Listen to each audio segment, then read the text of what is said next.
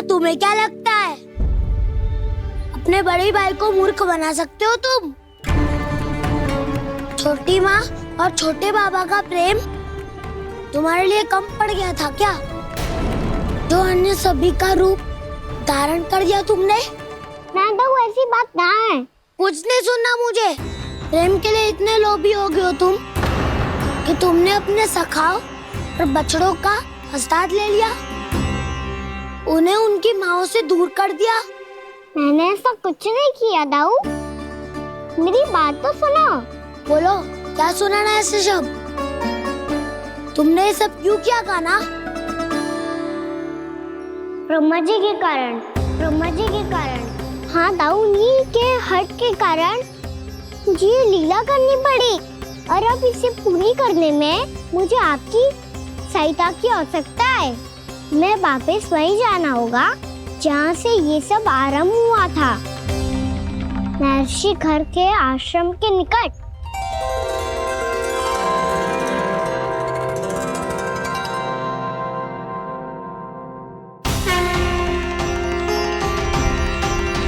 अभी क्षण भर पहले ही तो मैंने इन सबको वहां से लुप्त किया था।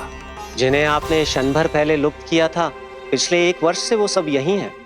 1 वर्ष से? आप भूल रहे हैं ब्रह्मदेव, ब्रह्मलोक का एक क्षण पृथ्वी के 1 वर्ष के समान है। इसीलिए पिछले 1 वर्ष से ये सभी बालक और बछड़े यहीं पर हैं, ब्रह्मलोक में।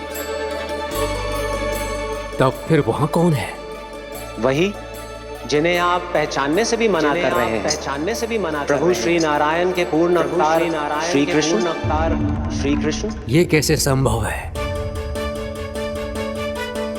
अर्थात वो सभी सखा जो बछड़ों को चारण करा रहे हैं, वो सभी स्वयं श्री कृष्ण ही हैं, और वो बछड़े जो चारण कर रहे हैं, वो सब भी श्री कृष्ण ही हैं। प्रभु इस लीला को पिछले 1 वर्ष से अनवरत चला रहे हैं। किंतु ये तो असंभव है देव ऋषि। जहाँ श्री कृष्ण है वहाँ सब संभव है ब्रह्मदेव। श्री कृष्ण जानते थे आप क्या कर रहे हैं। वो ये भी जानते थे कि आपका उद्देश्य उनके सखाओं और बछड़ों को हानि पहुंचाना नहीं है, पर 1 वर्ष के लिए इन सब का लुप्त हो जाना गोप गोपियों को बहुत दुखी कर देता। इसीलिए श्री कृष्ण ने अपने आप को सखाओं और बछड़ों के अनेकानेक रूपों में विभाजित कर लिया और उनके माता पिता के साथ रहने लगे, ताकि सबका जीवन वैसा ही चलता रहे जैसे पहले चल रहा था। इसका अर्थ है कि मुझसे बहुत बड़ी भूल हो गई है देव ऋषि, कि मैंने साक्षात प्रभु पर संदेह किया, उनकी शक्तियों पर शंका व्यक्त की, जबकि सत्य तो ये है कि प्रभु के सामने मेरी शक्ति कुछ भी नहीं है। मैं कुछ भी नहीं हूं। मुझे उनके पास जाना चाहिए, अपनी भूल के लिए क्षमा याचना करनी चाहिए।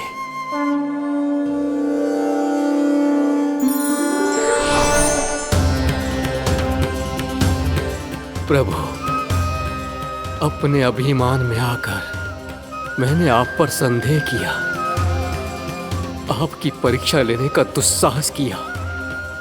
मुझे क्षमा कर दीजिए प्रभु, मुझसे बहुत बड़ी भूल हो गई, पर फिर भी आपने सत्य दिखाकर मुझ पर कृपा कर दी। अभी का ब्रह्मदेव, सत्य दिखाना तो अभी शेष है।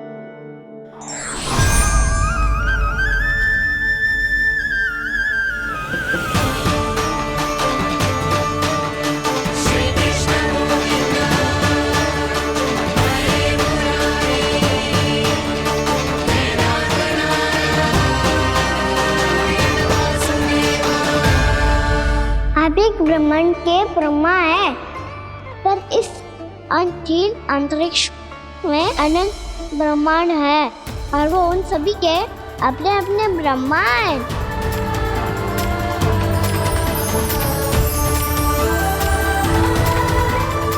और ये संपूर्ण सृष्टि मेरे भीतर समाई हुई है।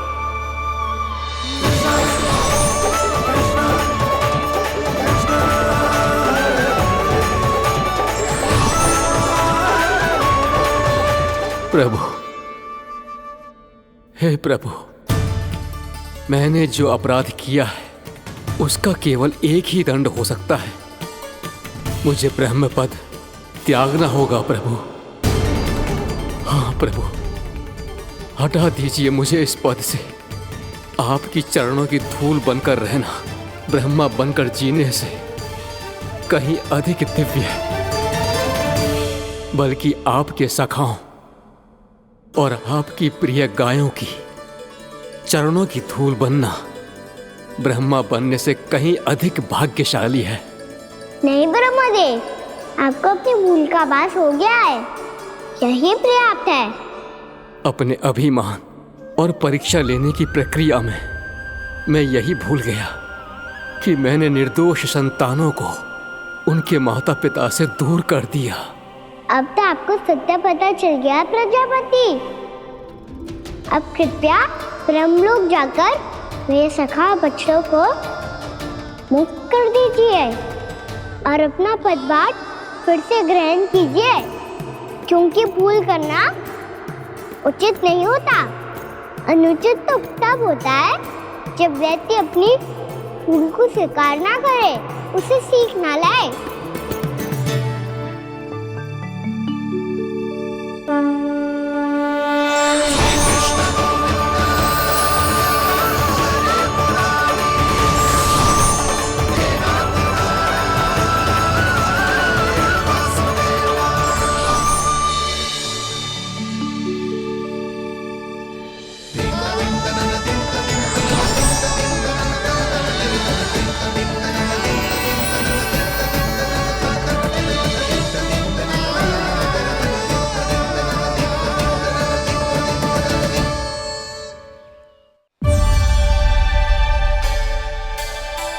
जाने कब आग लग गई थी।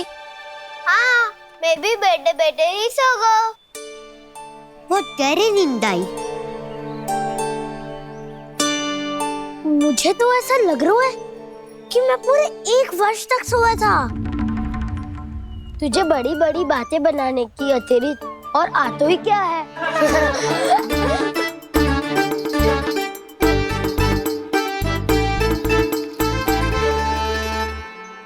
बलराम, तुम आ गए। जन्मदिन की बहुत बहुत बधाई हो। हाँ, जन्मदिन की बहुत बहुत बधाई हो बलराम।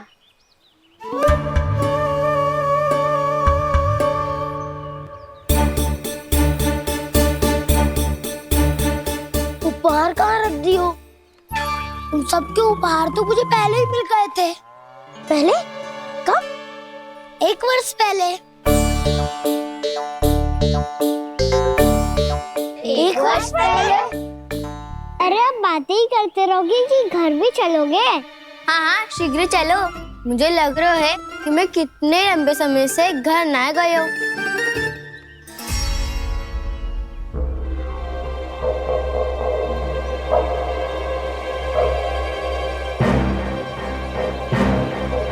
अरे, अगासुर की देह कहाँ गई? पंचतत्वों से बनी थी, पंचतत्वों में मिल गई। इतनी शीघ्र? अभी कुछ समय पहले ही तो कान्हा ने हमारी रक्षा करने के लिए उसका संहार किया था। पिछले 1 वर्ष में जो जो हुआ है सभी ने कैसे पता चलेगा कान्हा? मेरी स्मृति इनकी स्मृति अदाऊं। मैं जो भी करता हूँ उसमें ये सब तो सम्मिलित होते ही है।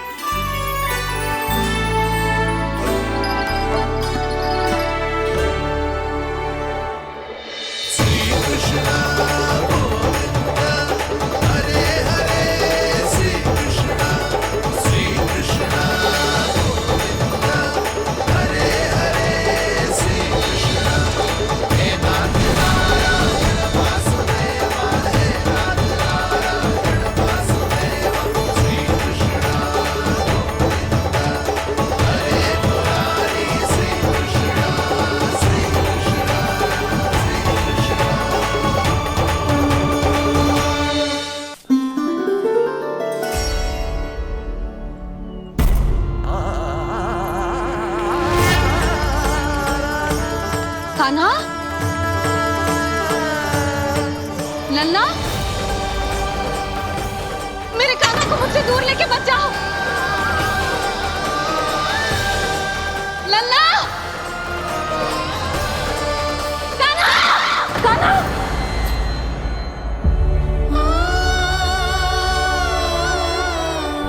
क्या हुआ जीजी? कोई बुरा स्वप्न देख लियो क्या? कान्हा कहाँ है? मेरा कान्हा? और कहाँ होगो? गोचारण के लिए अपने सखाओं के साथ वन में भटक रहा है। अभी थोड़े समय में आ जाएगा। इसी मार्ग से आते हैं ना सब? हाँ भाभी। कहाँ रह गो लल्ला? कब से प्रतीक्षा कर रही है तेरी मैया।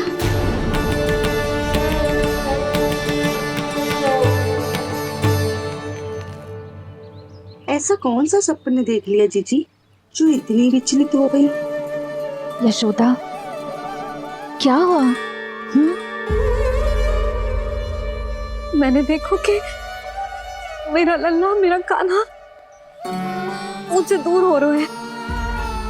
मुझे भय लग रहा है जिंजू, कहीं मेरा कान्हा मुझे छोड़ के ना चला जाए। मैया,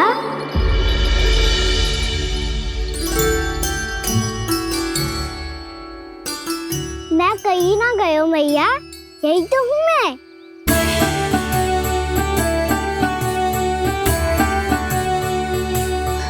कान्हा, कान्हा, मेरा लल्ला।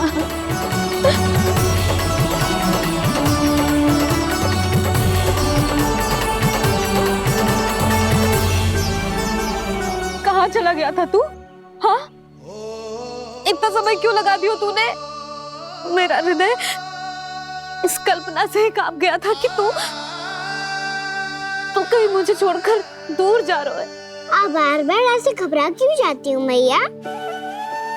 आपको छोड़कर कहाँ जाऊंगा भला? मेरा निवास तो सदैव यही रहेगा, आपके हृदय में। यही तो है मेरा वास्तविक घर।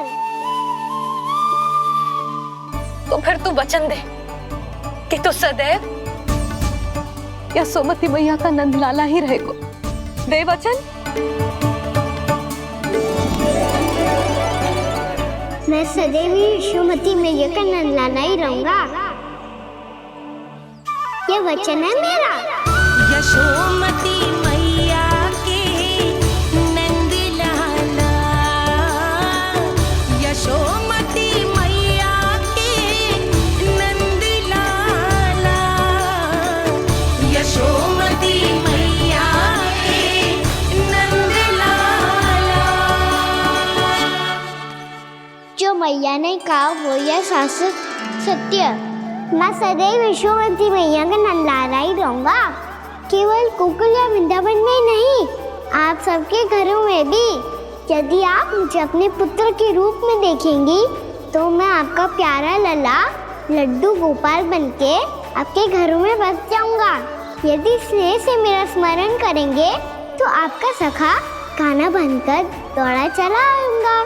यदि आप मेरी भक्ति में लीन होना चाहेंगे तो मुरलीधर बनकर आपके सामने खड़ा होऊंगा। यदि आप मुझे अपने घर बुलाएंगे तो माखन चोर बनके चला आऊंगा। यदि आपको रक्षा की आवश्यकता होगी तो गोवर्धनधारी बनके आपकी रक्षा करूंगा। इसीलिए ये मत सोचिएगा कि मैं जा रहा हूँ, क्योंकि मैं आप सबके पास ही हूँ, आपकी भक्ति में, आपके भावों में और आप सबके हृदय में।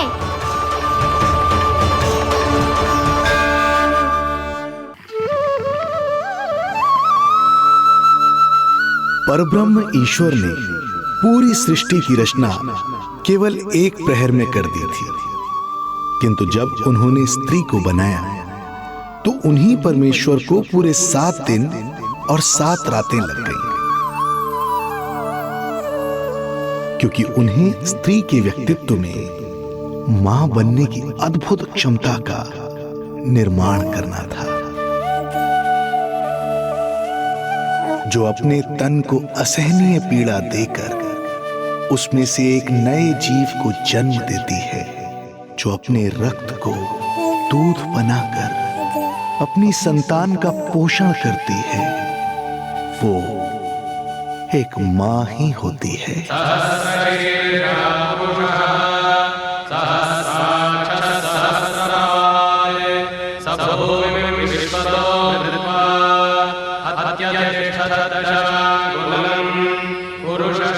स्वयं भगवान श्री विष्णु भी मां की इस ममता से दूर ना रह पाए, विवश हो गए धरती पर अवतार लेने के लिए।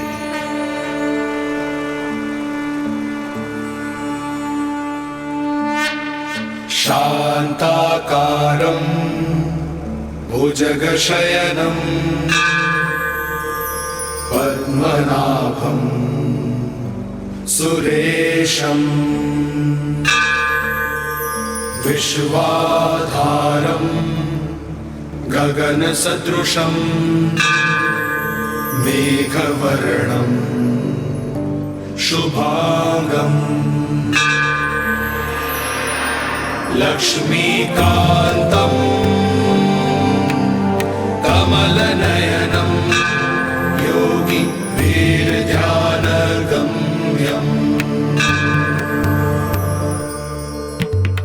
वन्दे विष्णुं भवभयहरं सर्वलोकैकनाथं वन्दे विष्णुं भवभयहरं सर्वलोकैकनाथम्।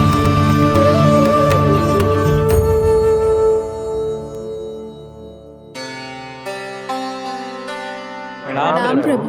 प्रणाम प्रणाम माता।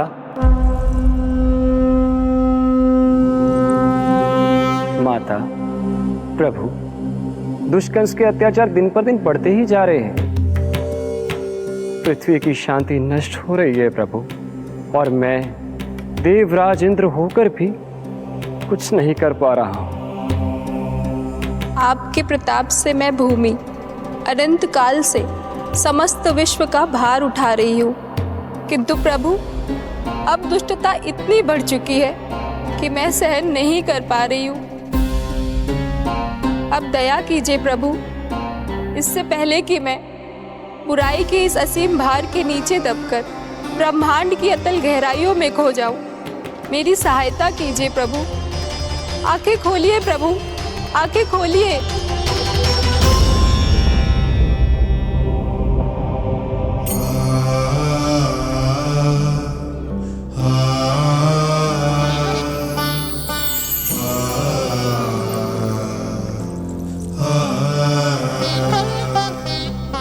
चिंता मत कीजिए, समय की पुकार को अनसुना नहीं करूंगा।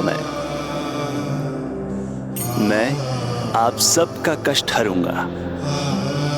मैं अवश्य अवतार लूंगा, मैं अवश्य अवतार लूंगा, मैं अवश्य अवतार लूंगा। श्री कृष्ण के रूप में, श्री कृष्ण के रूप में, श्री कृष्ण के रूप में।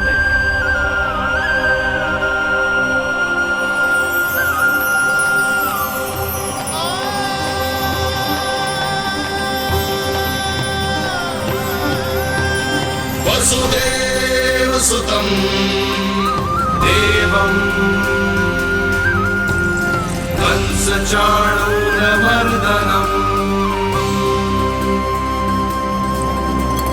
यशोदा परमानन्दम् कृष्णं वन्दे जगद्गुरुं, कृष्णं वन्दे जगद्गुरुं। वसुदेव सुतं देवं कंसचाणूरमर्दनम्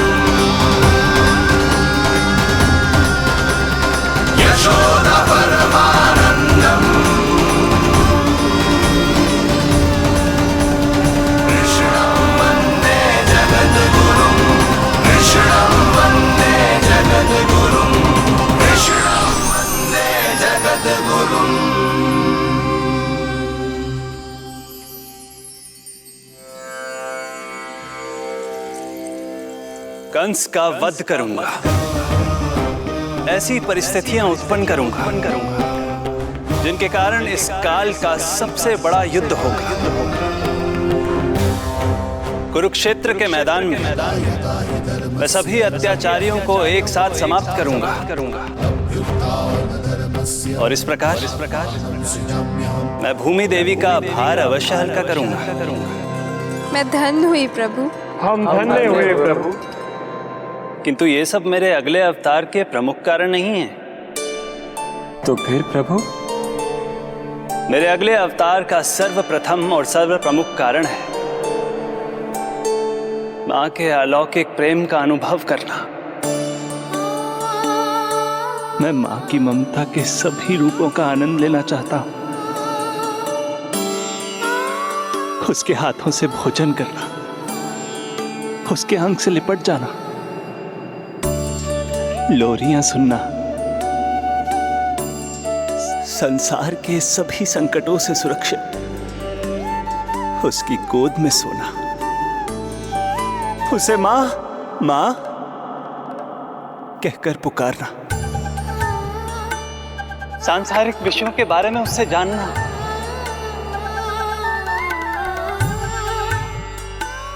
और फिर कोई शैतानी कर उसके आगे आगे भागना,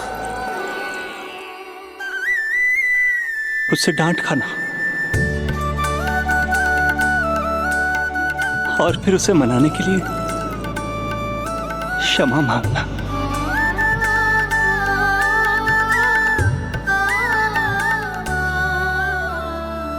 कितना आनंद आएगा जब वो मुझे दंड देने के लिए मेरे पीछे पीछे दौड़ेगी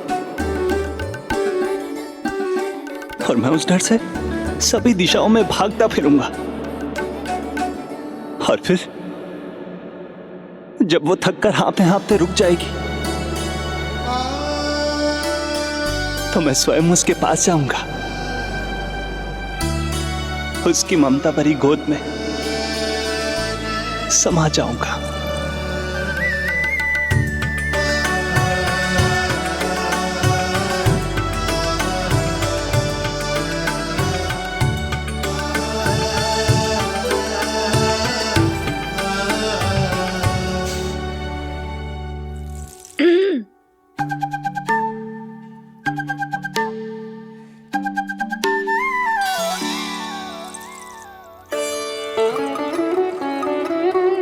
प्रभु, एक प्रश्न है। माँ और संतान के अद्भुत रिश्ते के इस आनंद को आप किसके साथ अनुभव करना चाहते हैं?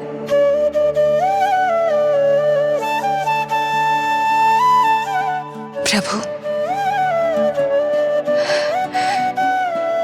कौन है वो सौभाग्यशाली महिला जिन्हें आपने अपनी माँ के रूप में चुना है? वो महिला है यशोदा।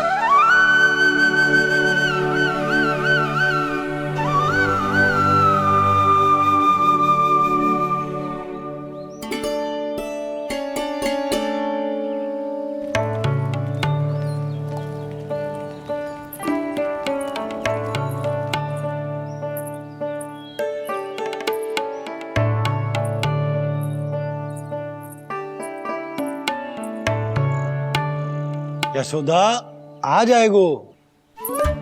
आपके जैसा बड़ा ना है कि रास्ता ढूंढते हुए अपने आप घर लौट आएगो। बस 6 महीने का बालक है, अबोध है। हे नारायण, क्षमा करना, अपने पति देव से ऊंची स्वर में बात कर ली मैंने।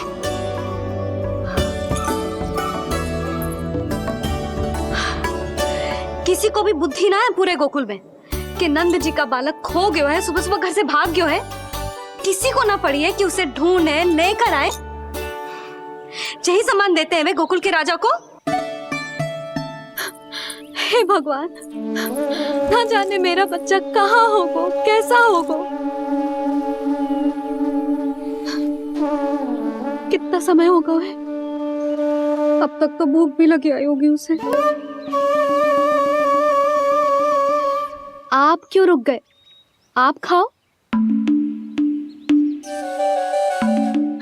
हाँ हाँ, आप खाओ, आनंद से खाओ। आपको तो कुछ चिंता ही ना है। माँ ही तड़पती है अपनी संतान के लिए।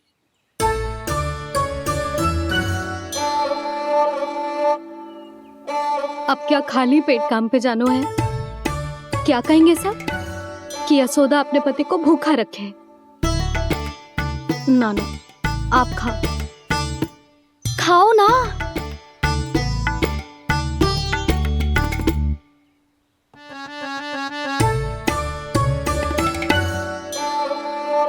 गुड़ के लड्डू कितने पसंद है उसे, कब से बना के रखे हैं। यशोदा, तुम स्वयं क्यों नहीं जाकर ढूंढती उसे? लड्डू भी खिला दियो और घर वापस भी ले आएंगे। जाओ, शीघ्र जाओ।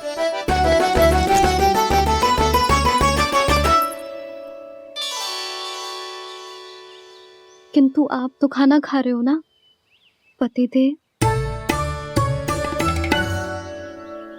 वही तो, मैं खाना खा रहा हूं, परंतु वो भूखा है। तुम जाओ। वो तो भूखा है।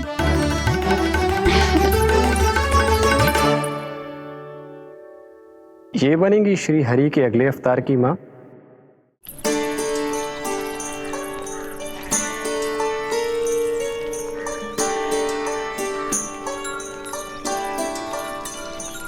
मेरे बच्चे को देखो है ना।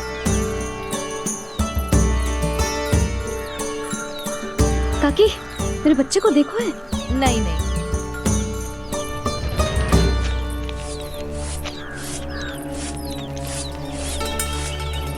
सुमति, मेरे बच्चे को देखो है क्या कहीं? नहीं तो। ना देखो। जानकी, प्रभावती, मेरे बच्चे को देखो है कहीं?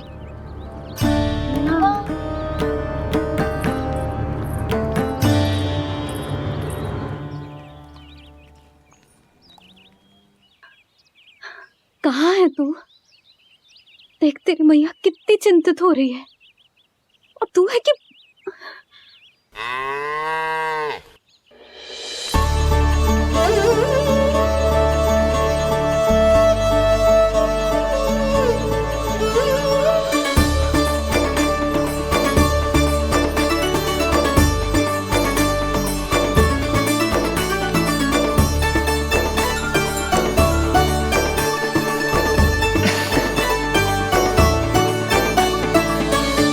हाँ, अभी तक मैया यशोदा का लाडला यही है, 6 माह का बछड़ा। इसी पर ये अपनी सारी ममता न्योछावर करती हैं।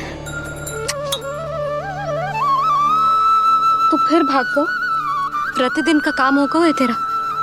मैंने कही थी ना, मेरे बिना, अपनी मैया के बिना कहीं ना जानो है। ये संसार कितना भयानक है, कुछ मालूम है तुझे? दुष्ट भरे पड़े चारों ओर।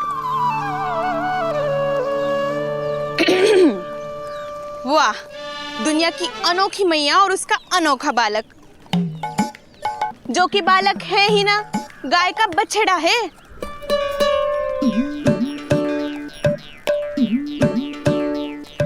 सुलक्षणा, तुम्हारी जे दशा कौन ने की? और कौन ने? जे तुम्हारे सपूत ने कूद फाड़ के मेरे पूरे बगीचे का सत्यानाश कर दो है।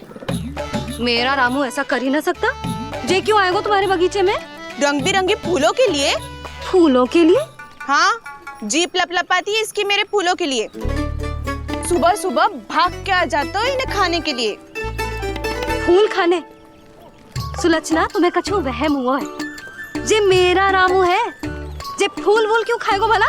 अच्छा, तो फिर आप ही इसका मुंह खोलो और स्वयं देख लियो। हाँ तो ठीक है, असत्य के पैर ना होते जो अभी सिद्ध हो जाएगा। रामू मुंह खोल के दिखा। मैया की कहीं मानते हैं ना, मुंह खोल। रामू सुलक्षणा चाची को दिखा दे कि तूने उनके फूल ना खाए। चल मुंह खोल, मुंह खोल।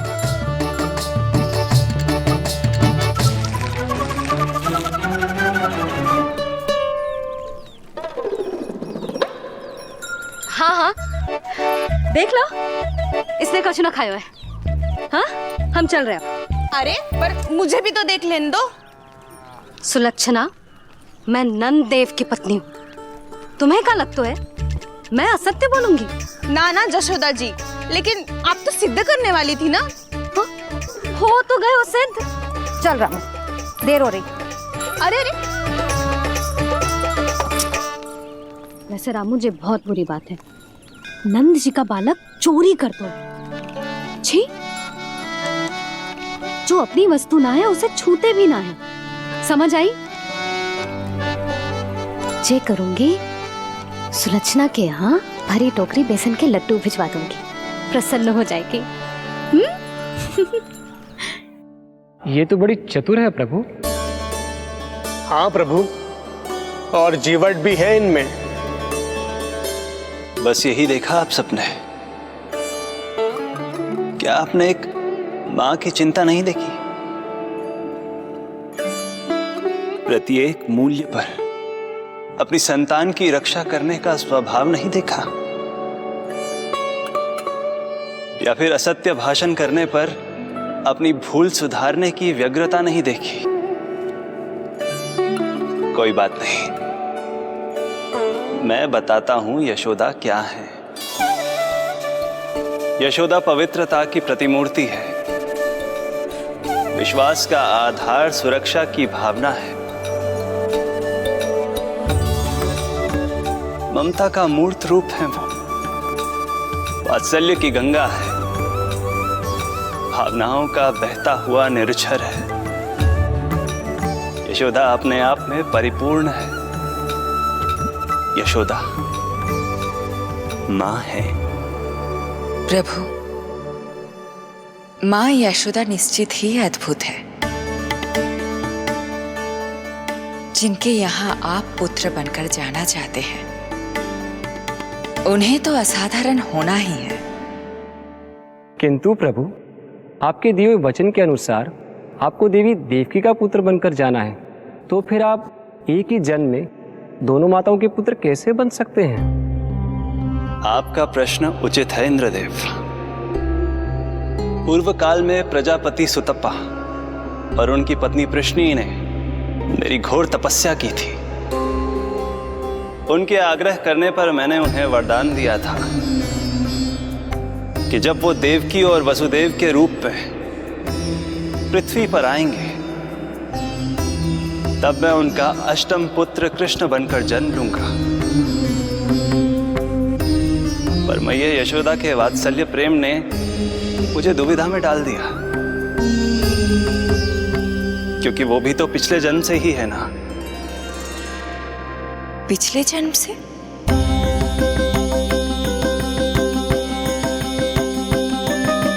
पिछले जन्म में मैया यशोदा 8 वसुओं में से एक श्री द्रोण की पत्नी धरा थी।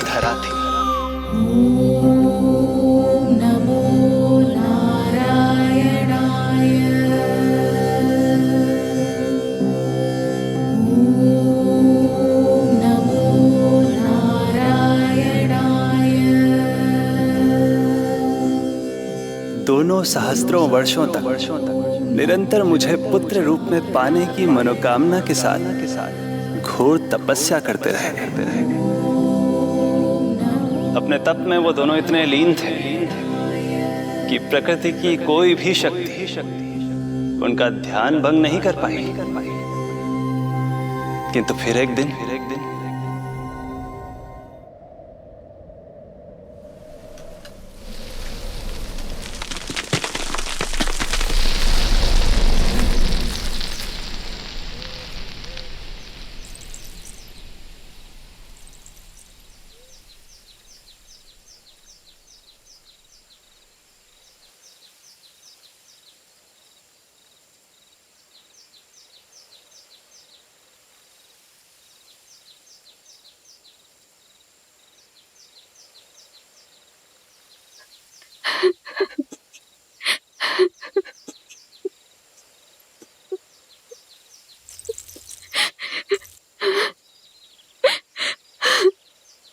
हमारे भक्ति में ऐसी क्या कमी रह गई प्रभु कि अभी तक आपके दर्शन का सौभाग्य नहीं मिला।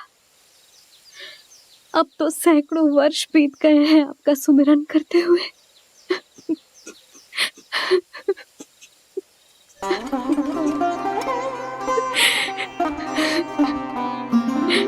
साचा सुमिरन सबसे हरि का, साचा है हरि नाम।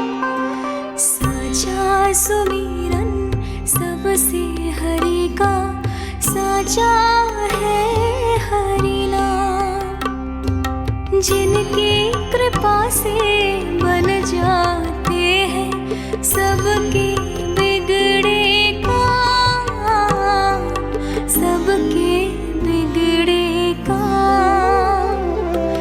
साचा सुमिरन सबसे हरि का, साचा है हरि नाम। आतुर है आंचल का उपवन, सुनने को पैजनियां छुन छुन। मधुर मधुर तुतलाती बोली, खेले संग संग आँख में चोली।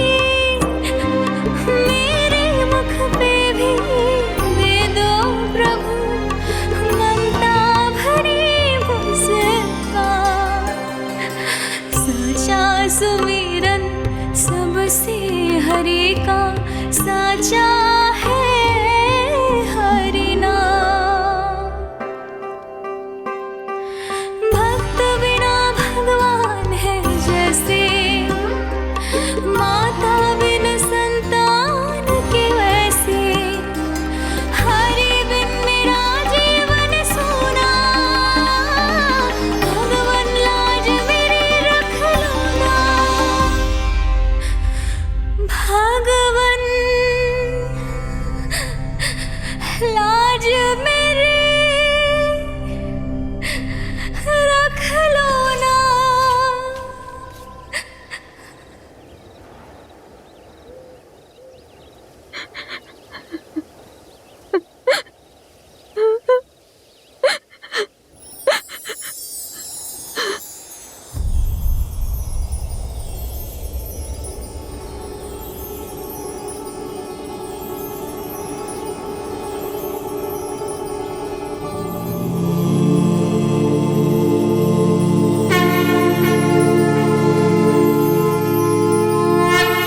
सशंख चक्रम सकिरीट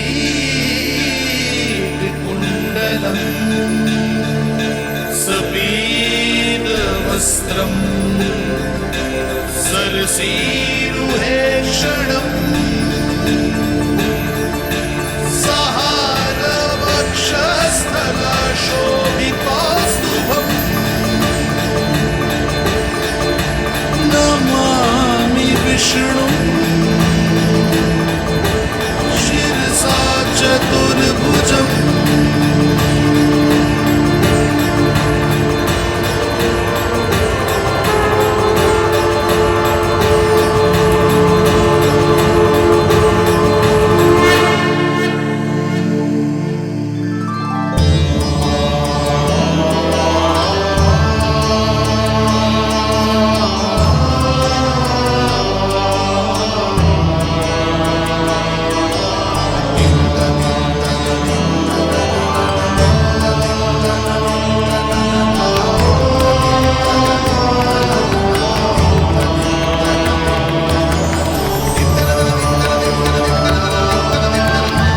कहिए कहिए, क्या वरदान पाना चाहते हैं आप? प्रभु, हम आपकी सेवा करना चाहते हैं, परंतु भक्त की भांति नहीं, अभी तो माता पिता के समान। आपका एक पुत्र के रूप में पालन पोषण करें। आप हमें माँ पिता के भांति प्रेम दें और हम आप पर अपनी ममता न्योछावर कर सकें। बस इतनी ही इच्छा है प्रभु। आपकी इच्छा पूर्ण होगी। मैं आपकी संतान के रूप में अवश्य आऊंगा, किंतु उसके लिए आपको मेरे अगले अवतार के बाद एक और अवतार की प्रतीक्षा करनी होगी, क्योंकि अगले जन्म के लिए मैं पहले ही ये वरदान माता देवकी को दे चुका हूं। प्रभु, किसी भी जन्म में आपको अपने पुत्र के रूप में पाना मेरा सौभाग्य होगा, किंतु मेरी ममता मेरे वश में नहीं है। प्रभु,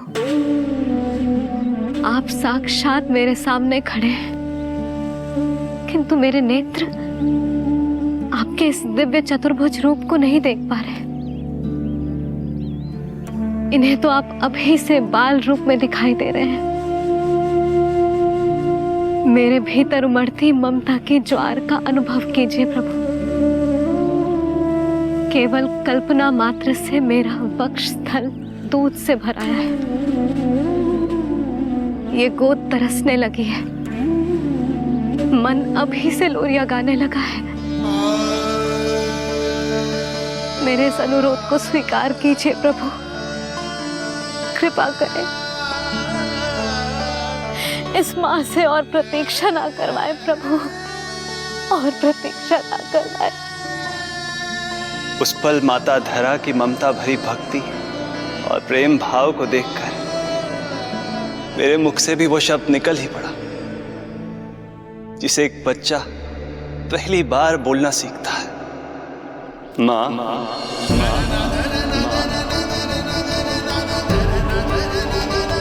अब ये प्रतीक्षा केवल आपकी ही नहीं, मेरी भी होगी, मेरी भी होगी। मैं भी तरसूंगा आपका पुत्र बनने के लिए, इस समय मैं विवश हूँ, किंतु मैं आपको वचन देता हूँ, मैं आपकी संतान बनकर अवश्य आऊंगा, अवश्य आऊंगा। प्रभु,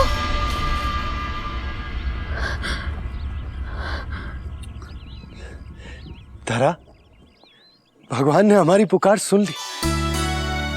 वरदान तो सभी भक्तों को मिलता है, परंतु हमें तो हरि का वचन मिला है। वो आएंगे, अवश्य आएंगे। अब हमें केवल उस शुभ दिन की प्रतीक्षा करनी है। अब और प्रतीक्षा नहीं होगी मुझसे।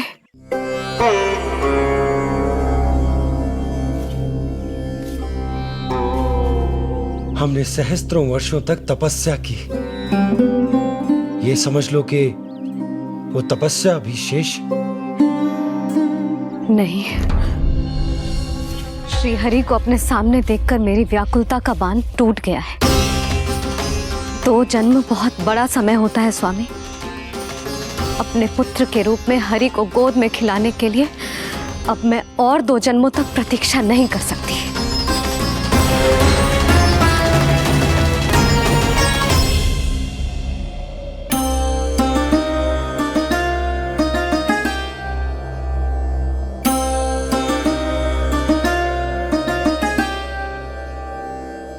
व्यर्थ हरि बिन जग ये सारा, व्यर्थ हरि बिन जीवन धारा।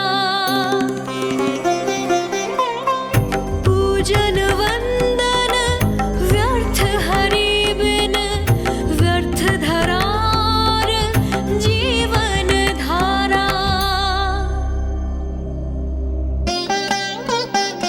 वरुण देव विनती सुन लीजिए, तन मेरा निर्जल कर दीजिए। हरि के बिन सारा जल तन का सागर सा हो गया है खारा। प्रभु, माता धरा की तपस्या का तेज अत्याधिक है। प्रकृति के पंचतत्व, 5 महाभूत इनकी पुकार सुनने के लिए विवश है।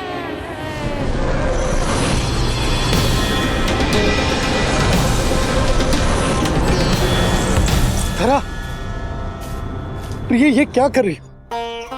रुक जाओ। जठराग्नि सब दूर ये कर दो, अग्नि देव मेरे ताप को हर लो। माता जो वंचित ममता से, जग में नहीं उसका कुछ प्यारा। पूजन वंदन व्यर्थ हरि बिन व्यर्थ धरार जीवन धारा। प्रभु, यदि अग्निदेव अपना अग्नि तत्व वापस ले लेंगे तो इनकी पाचन शक्ति नष्ट हो जाएगी और जीवित रहने के लिए शारीरिक तापमान भी अति आवश्यक होता है। यदि वही विलुप्त हो गया तो धरा, तुम्हें मेरी सौगंध मत करो ये। हे भूमाता आकृति दाता, मिथ्या है ये माटी का ढांचा। माटी मुक्त करो इस तन से, जब ना मिला हरि का सहारा। प्रभु, भू तत्व ही तन को भार देता है, उसके बिना ये तो पूरी तरह से ढह जाएंगी। धरा, धरा, ये क्या हो गया? बस करो अब। प्रभु, कुछ कीजिए। मैं संसार का संचालक हूं देवी। नियमों का पालन करने के लिए मैं भी बाध्य हूं। जो वचन मैं पहले ही माता देवकी को दे चुका हूं, यदि मैं चाहूं तो भी उसे तोड़ नहीं सकता।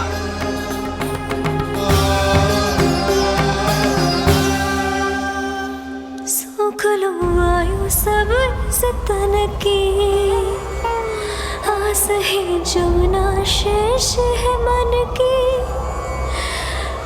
वायु देव कृपा करो अब ये, रोक दो इन श्वासों की धारा।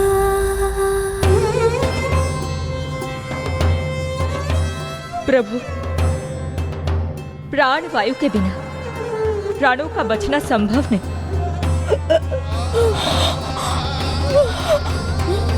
धरा, धरा, धरा, धरा, बस करो अब। क्या तुम अपनी सुध-बुध खो चुकी हो? तुम्हारे प्राणों में मेरे भी प्राण बसते हैं प्रिय। रुक जाओ।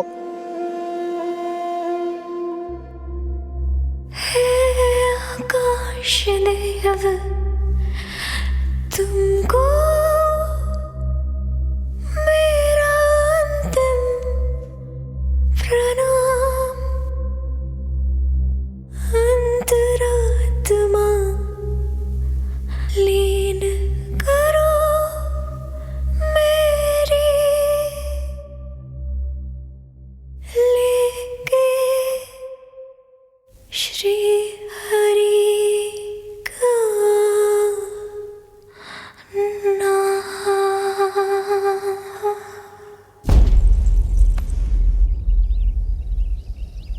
धरा, धरा, धरा, ये क्या कर लिया तुमने? धरा, कोई है, कोई है, सहायता कीजिए। धरा, जल, धरा, तुम चिंता मत करना, मैं यही हूं। मैं 2 क्षण में जल लेकर आता हूं।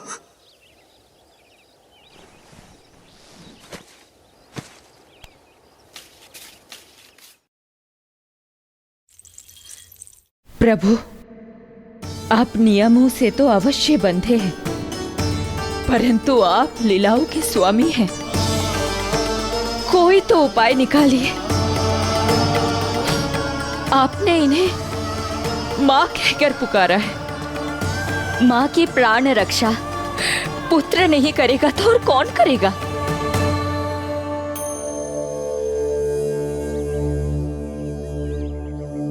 प्रेम ना जिसकी सीमा कोई, ना कोई आया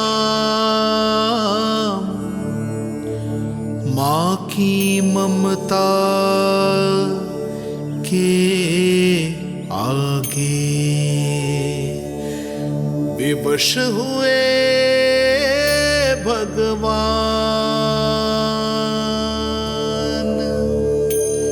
विवश हुए भगवान।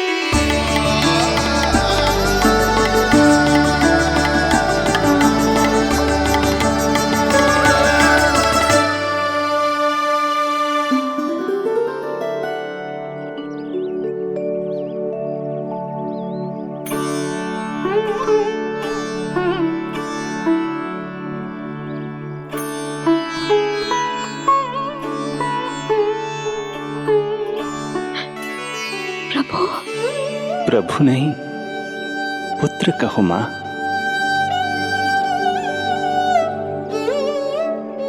पुत्र, मेरा पुत्र, मेरा पुत्र।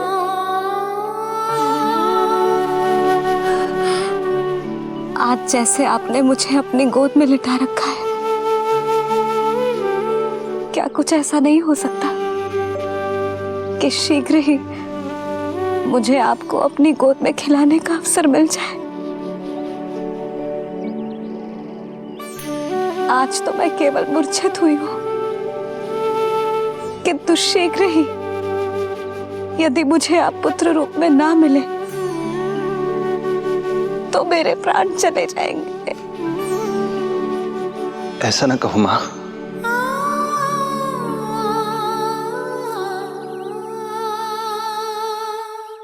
माता देवकी को मैं पहले ही वचन दे चुका हूं, इसलिए विधि के विधान के अनुसार मुझे उन्हीं का पुत्र बनकर जन्म लेना होगा। किंतु आपकी आतुरता का अनुभव करने के बाद अब मैं भी आपका स्नेह पाने से स्वयं को और वंचित नहीं रख सकता। आपने वरदान मांगा था कि आप पुत्र की भांति मेरा पालन पोषण करना चाहती हैं, इसलिए यदि आप उचित समझे तो आप अगले जन्म में ही अपनी इच्छा पूर्ण कर सकती हैं। जिस आयु में संतान को अपनी मां की ममता के आंचल की आवश्यकता सबसे अधिक होती है, उस आयु में अर्थात अपने जन्म के प्रथम दिन से 10 वर्षों तक मैं आपके साथ रहूंगा। किंतु फिर मुझे अपनी जन्म देने वाली मां माता देवकी के पास लौटना होगा। ऐसा करने से मैं उन्हें दिया वचन भी निभा पाऊंगा और आपकी ममता का सौभाग्य भी प्राप्त कर पाऊंगा। यदि आपको स्वीकार हो तो। स्वीकार है प्रभु, सहर्ष स्वीकार है। एक माँ और पुत्र का नाता केवल उसके कोख से जन्म लेने से ही नहीं बनता, ये नाता तो ममता से बनता है। और मैं अपनी ममता आप पर न्यौछावर करने के लिए आतुर हूं। यशोमती मैया के नंद लाला, यशोमती मैया के नंद लाला, यशोमती मैया के नंद लाला, यशोमती मैया के नंद लाला। तो इस प्रकार परमपिता परमेश्वर श्री हरि विष्णु एक ही जन्म में दो दो माताओं का पुत्र बनने के लिए उत्साहित भी थे और भावुक भी। किंतु जगत माता श्री लक्ष्मी और अन्य सभी देवगण ये जानना चाहते थे कि श्री हरि ये अभूतपूर्व कार्य कैसे करेंगे। भगवान बोले, ये सब संभव होगा उसके कारण जो मेरे अगले जन्म की कथा का मुख्य पात्र है, कंस।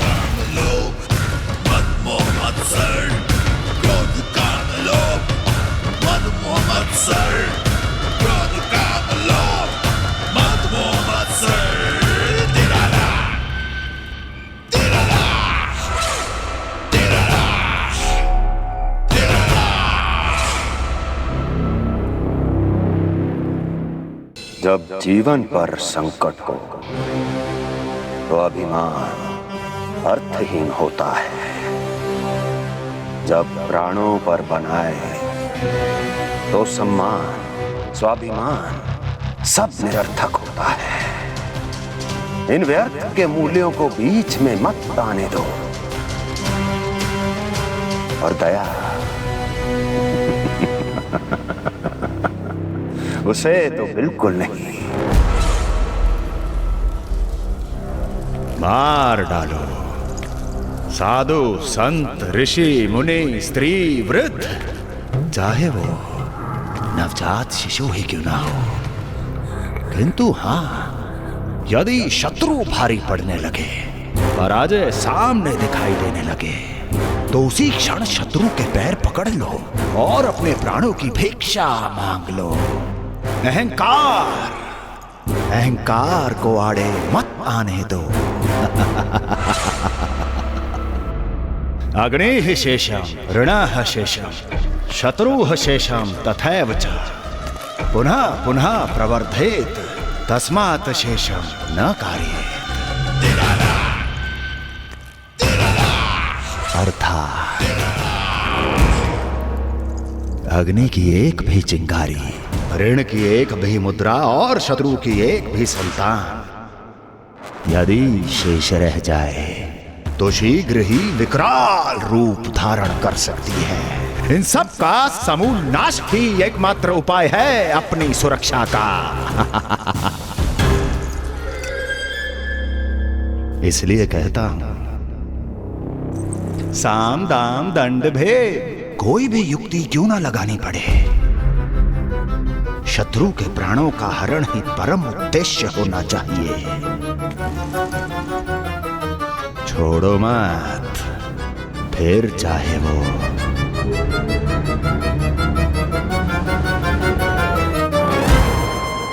विष्णु ही क्यों ना हो।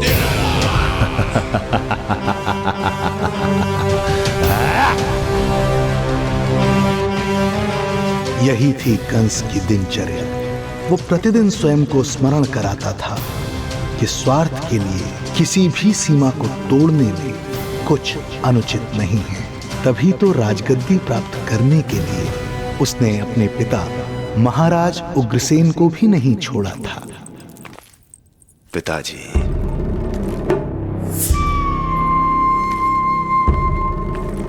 हो सके तो मुझे क्षमा कर दीजिएगा। कल्पना भी नहीं की थी कि मैं आपके साथ ऐसा व्यवहार करूंगा। आपको प्रतीत हो रहा होगा कि मैं क्रूर हूं, स्वार्थ में अंधा हो गया हूं, किंतु मैं विवश हूं।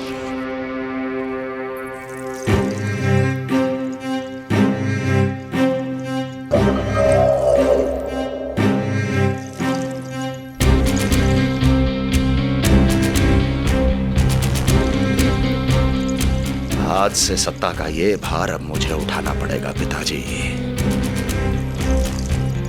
क्योंकि आप तो अत्यंत दयावान हैं।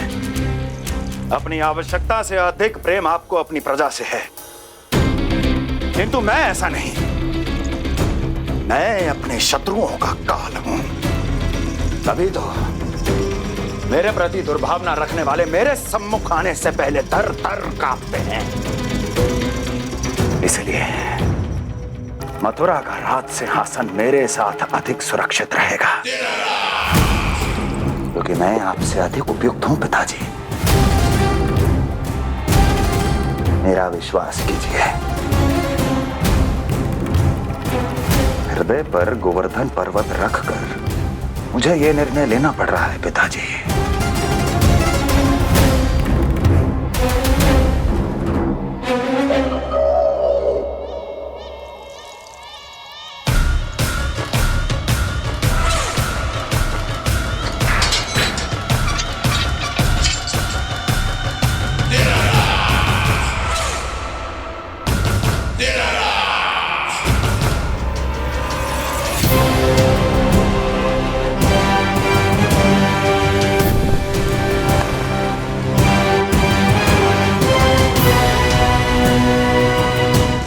चाबी यमुना में फेंक देना।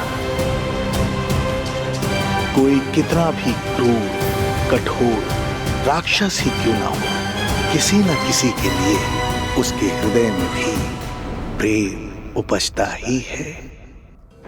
कंस भी इस नियम का अपवाद नहीं था।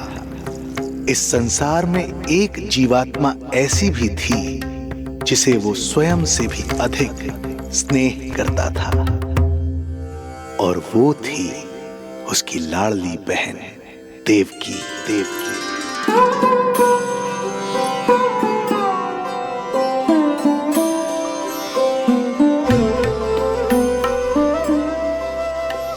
देवकी के लिए कंस एक राजा नहीं, मात्र भाई था, जो अपनी बहन की छोटी सी मुस्कुराहट के लिए आकाश पाताल एक कर सकता था। अत्यंत धूमधाम से उसने अपनी देवकी का विवाह यादवराज वसुदेव के साथ संपन्न करवाया। रुको।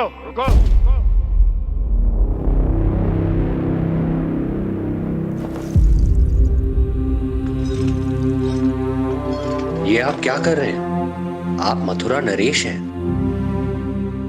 नहीं कुंवर जी, आज मैं मात्र वो भाई हूं जो अपनी प्रिय बहन के साथ बस कुछ क्षण और व्यतीत करना चाहता है। कंस के हृदय में देवकी के लिए उमड़ता प्रेम का सागर तब अचानक सूख गया जब उसने ये आकाशवाणी सुनी। महापापी अत्याचारी कंस,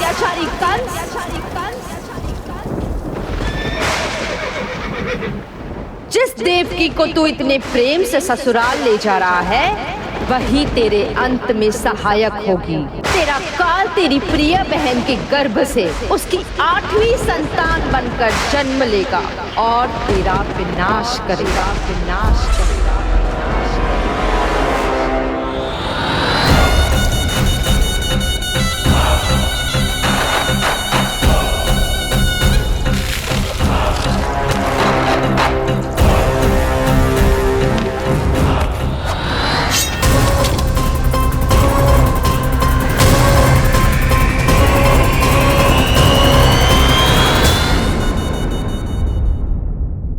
कौन है आप?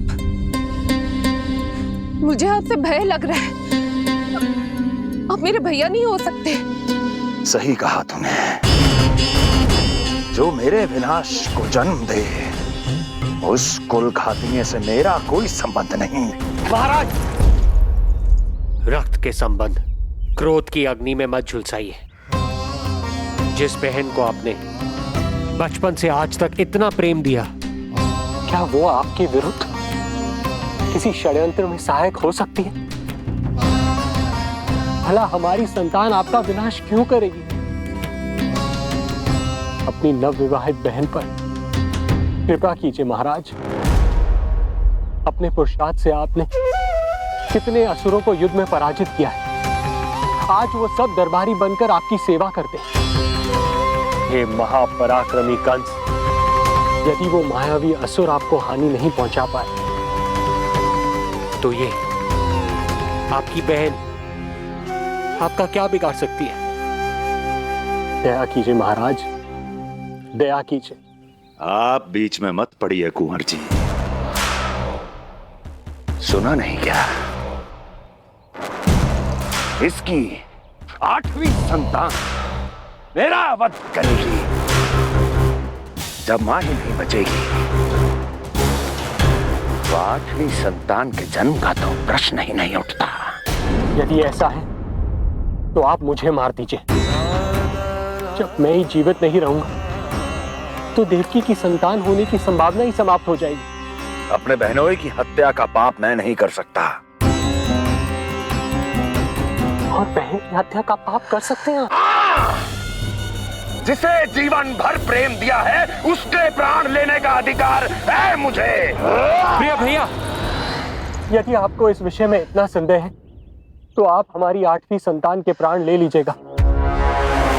बल्कि 8वीं संतान ही नहीं, उसका जन्म होने तक हमारी सभी संतानों का वध आप स्वयं अपने हाथों से कर लीजिए। स्वामी!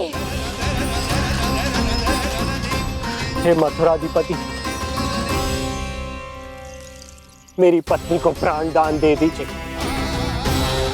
मैं महाराज शूरसेन का पुत्र वसुदेव आपको वचन देता हूं, अपनी 8 संतानों को जन्म लेते ही स्वयं आपके सामने प्रस्तुत करूंगा।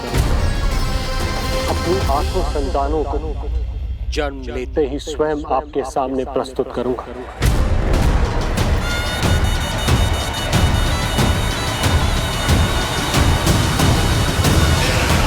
बधाई हो कुंवर जी, अपनी पत्नी के प्राण बचाने में आप सफल हुए। किंतु आपकी संतानें इतनी भाग्यशाली नहीं होंगी। वचन स्मरण रहे।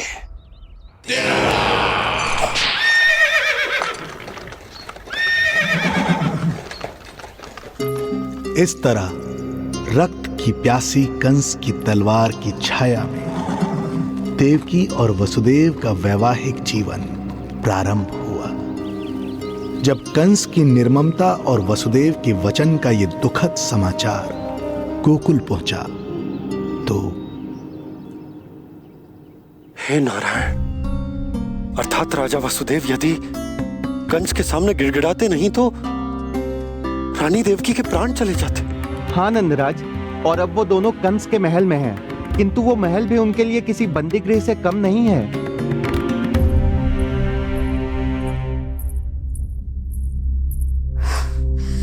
भाई अपनी बहन के साथ ऐसा करने की सोच भी कैसे सकता है?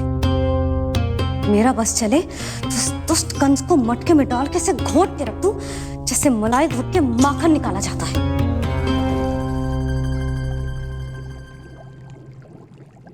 ना, माखन ना, जे कंस तो कीड़ा है, इसे तो पटक पटक के ऐसे मारना चाहिए जैसे कीड़ा निकालने के लिए धान के गट्ठर को पटका जाता है।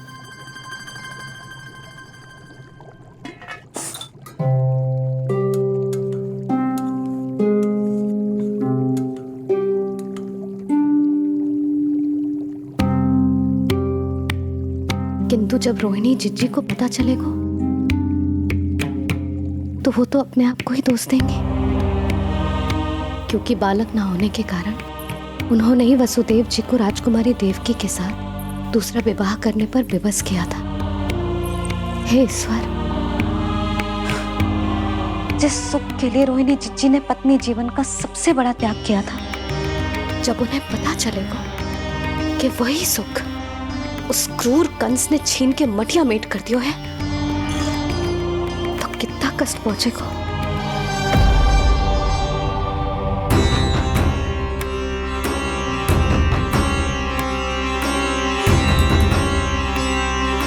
रोहिणी जीजी,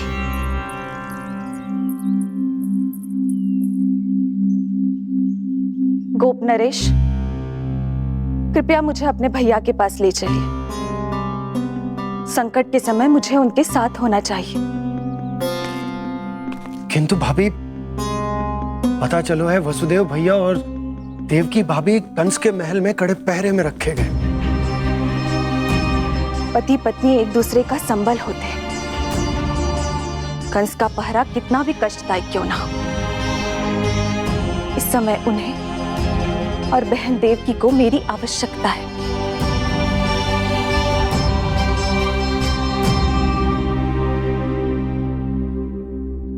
ये मेरी विवशता है। ये यादव कुलदीपक होकर भी आपको इस महल में बंदियों की तरह रहना पड़ रहा है, और मैं कुछ कर भी नहीं पा रही। काश आपने मुझसे विवाह ही ना किया होता। तो क्या मैं अपने भाग्य से भाग पाता देवकी? पूर्व जन्म के कर्मों के फलस्वरूप जो हमारी नियति में लिखा है वो तो हमें भोगना ही है।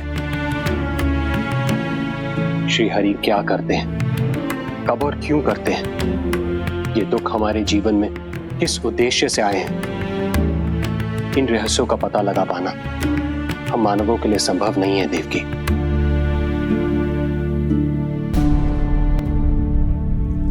तो फिर चलिए यहां से भाग चलते हैं, कहीं ऐसे स्थान पर जहां भैया की छाया भी हम पर ना पड़ सके। नहीं प्रिय, कंस के गुप्तचरों की दृष्टि हम पर अवश्य होगी, और मैं ऐसा कोई कार्य नहीं कर सकता जिससे तुम्हारे जीवन पर कोई संकट आए। और मैंने उन्हें अपनी सभी संतानों को सौंपने का वचन भी दिया है। अपना वचन मेरे लिए प्राणों से भी अधिक महत्वपूर्ण है देवकी।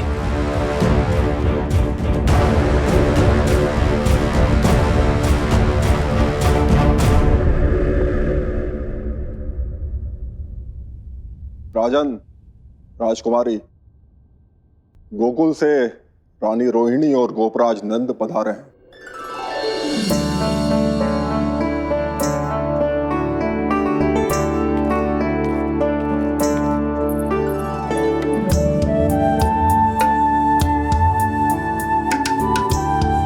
स्वामी,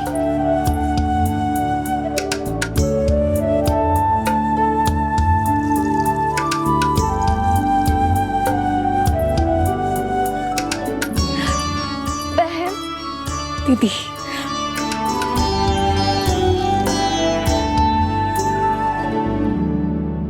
भाई नंद, जो आप हमारे लिए कर रहे हैं उसके लिए धन्यवाद शब्द बहुत छोटा है। मैं अपने भाग्य को स्वीकार कर चुका हूं। यदि यही श्री नारायण की इच्छा है तो यही सही।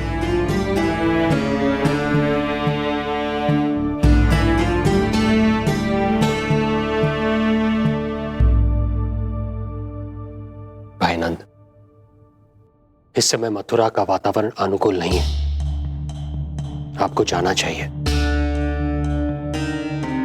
यशोदा भाभी भी चिंतित हो रही होंगी, उनसे कहिएगा हम यहां सुरक्षित हैं अभी तक।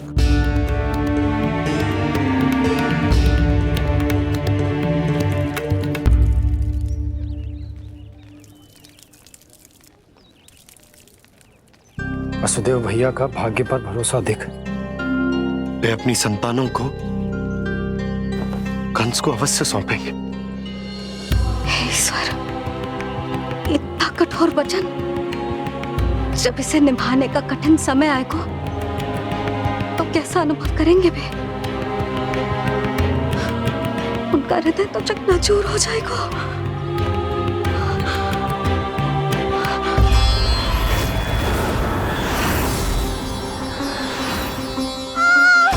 सब्र से सब ठीक हो जाएगा रानी, सब ठीक। देवकी, मैं महाराज शूरसेन का पुत्र वसुदेव आपको वचन देता हूं, अपनी 8 संतानों को जन्म देते ही स्वयं आपके सामने प्रस्तुत करूंगा।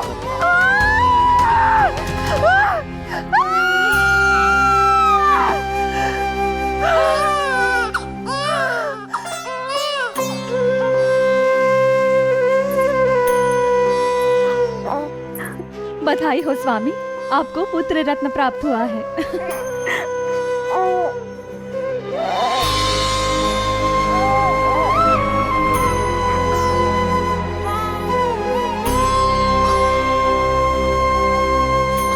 महाराज को पता चला तो क्या होगा?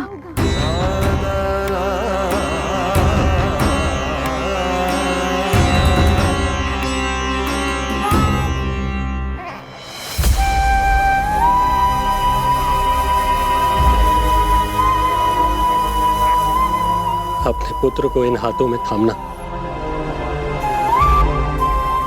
कितने वर्षों से इस पल की प्रतीक्षा कर रहा था मैं, और आज जब यह पल आया है, मेरी आंखों में दुख के आंसू हैं। एक पिता जब प्रथम बार अपनी संतान को गोद में उठाता है तो सबसे पहले यह सोचता है कि उसे क्या नाम दूं, उसका सुनहरा भविष्य कैसे सुनिश्चित करे। किंतु मैं वो भाग्यहीन पिता हूं जो अपने पुत्र का भविष्य मृत्यु के अंधकार में डुबोने जा रहा है। मैं इसे नाम देकर क्या करूंगा?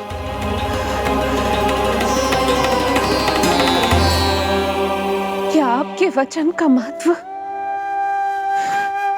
आपके पुत्र के प्राणों से अधिक है स्वामी?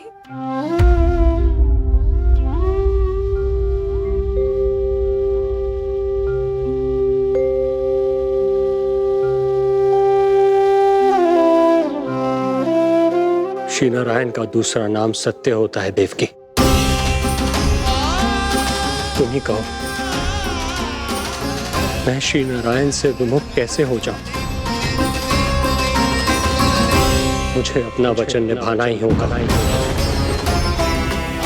हृदय के टुकड़े टुकड़े क्यों ना हो जाए,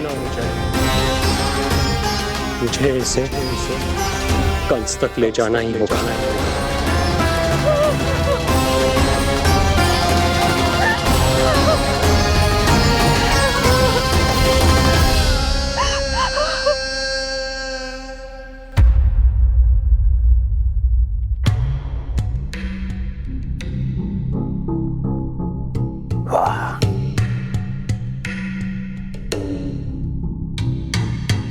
इतना स्वादिष्ट भोजन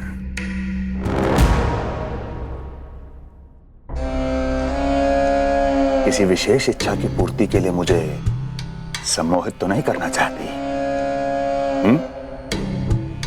मुझे पति के रूप में प्राप्त कर तो चुकी हो, अब प्राप्त करने को क्या क्या बचा है प्राप्ति? मैं प्राप्ति नहीं, अस्थि हूँ स्वामी। प्राप्ति तो छुई मुई बनकर वहां खड़ी है। आप सदैव अपने विषय में ही सोचते हैं, कभी मेरे ओर भी निहारा कीजिए, तभी तो मेरा नाम सही से स्मरण होगा आपको।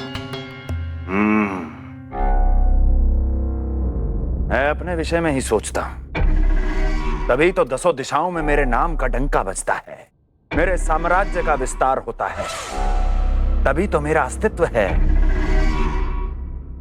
अस्थि स्मरण रहे।